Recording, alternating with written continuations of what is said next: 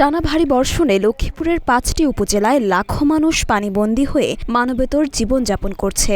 ভারী বৃষ্টি অব্যাহত থাকায় জলাবদ্ধতা ক্রমেই বাড়ছে। টানা বৃষ্টিতে ২০ থেকে ২২ দিন ধরে জেলার কমলনগর ও রামগতি উপজেলার পূর্বাঞ্চলে লক্ষাধিক মানুষ পানিবন্দী হয়ে আছেন। তবে এখনও সরকারি কিংবা বেসরকারি সহায়তা না পাওয়ায় ক্ষোভ প্রকাশ করেছেন স্থানীয়রা।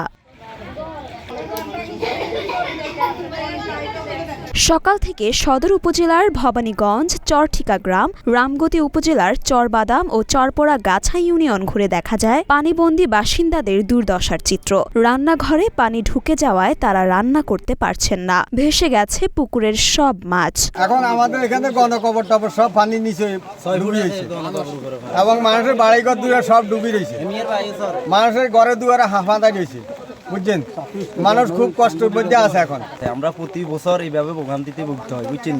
এই নদীর কুয়ার দিকে অনেকগুলা বাঁধ আছে, ওই যে আমিন চেয়ারম্যান, তারপরে আপনার ওই কালাম মেম্বার, এরা বাঁধি প্রতি বছর ঘুষ দিয়ে দিই বাঁধগুলো রাখে, আর আমরা ভোগান্তিতে ভুগতে হয়। আমাদের গায়ে গিরস্তি সব নষ্ট হয়ে যেতেছে এই বছর। এইভাবে প্রত্যেকটা বছর আমাদের সব নষ্ট হয়ে যেতেছে, বুঝছেন? আমরা এটা প্রত্যেক বছর এটা আমরা ভোগান্তিতে ভুগতে হয়। এই বছর আইলে আমরা যাই, কজনে যাই, এই যে আমি নিজে গেছি, এবার যাই, এই যে আপনার এক হাঁটু পানি, এখনো ওই বাঁধের উপরে এক হাঁটু পানি, আমরা তাই কাটি দিয়েছি, যা হাইছি তা কাটছি। এটা সরকারিভাবে যদি উদ্যোগ নেয় হইব, নইলে আর কিছু করার নাই। এটা পাবলিকে কখনো কাটতে পারবো না, বুঝছেন? রামগতি আবহাওয়া পর্যবেক্ষণাগারের তথ্য অনুযায়ী গত ৪ দিনে লক্ষ্মীপুরে ৩১২.৮ মিলিমিটার বৃষ্টি হয়েছে। আবহাওয়া পরিস্থিতি ২ বা ১ দিনের মধ্যে স্বাভাবিক হতে পারে বলে জানা গেছে। লক্ষ্মীপুর পানি উন্নয়ন বোর্ড জানিয়েছে, টানা বর্ষণ ও জোয়ারে জেলার নিম্নাঞ্চলের ঘরবাড়ি ও রাস্তাঘাট তলিয়ে গেছে।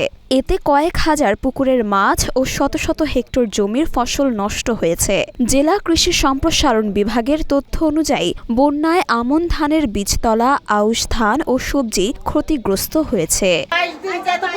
অতটুকু পানি আছে, আমাদের জালেগো ঘর বাড়ি অনেক কিছু মানে ক্ষয়ক্ষতি। আমাদের ঘরে এখন 3 ফ্যামিলি বসবাস করতেছে, আমরা জায়গা দিছি। আমাদের চুলা, সব চুলাতে পানি, এখন গর্ত করে ভাত রান্না করতেছে, ওরা ইট দিয়ে ভাত রান্না করতেছে। আজকে 22 দিন ধরে আমরা পানিতে প্রায় আটকা আছি। তো আমরা প্রায় সবার চুলা চাকিতে পানি হিসাব করতে গেলে ভরে গেছে। তো ওরা ভাত রান্নতেছে, হিসাব করতে ইট বসায় ভাত রান্না করতেছে আর কি। লক্ষ্মীপুরের প্রতিটি উপজেলার নির্বাহী কর্মকর্তারা পানিবন্দী এলাকায় কাজ করছেন। তারা শুকনো খাবার বিতরণ করছেন এবং মানুষকে নিরাপদ আশ্রয় কেন্দ্রে সরিয়ে নিচ্ছেন। লক্ষ্মীপুরে স্থায়ী ও অস্থায়ী ১৮৯টি সাইক্লোন শেল্টার আছে। বিরূপ পরিস্থিতি মোকাবেলায় প্রস্তুত রাখা হয়েছে সেগুলোকেও। বিভিন্ন আশ্রয় কেন্দ্রে থাকা মানুষদের মধ্যে বিতরণ করা হচ্ছে শুকনো খাবার।